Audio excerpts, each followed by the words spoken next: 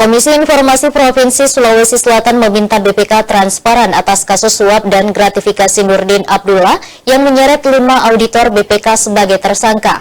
BPK sebagai lembaga publik diminta untuk terbuka menanggapi kasus tersebut agar tidak menjadi persoalan di tengah masyarakat.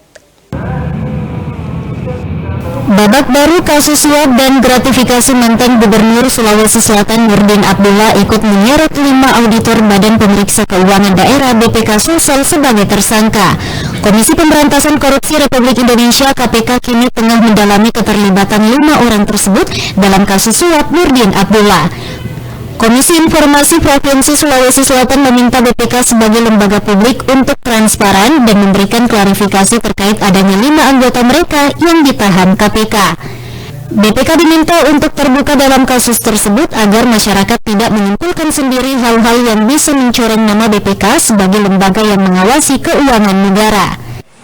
Saya pikir sebagai sebuah lembaga publik yang mewakili kepentingan publik dalam kaitan dengan pengawasan keuangan, BPK memang harusnya tunduk pada Undang-Undang 14 tahun 2008 tentang keterbukaan informasi publik.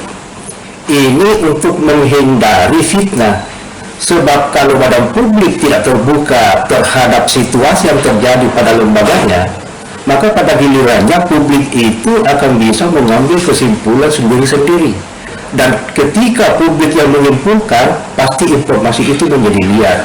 Maka agar supaya publik terkanalisasi informasinya dan juga tidak menimbulkan penafsiran yang macam-macam, maka memang badan publik seperti BPK Perwakilan Sulawesi Selatan ini harus terbuka sebagaimana yang terjadi.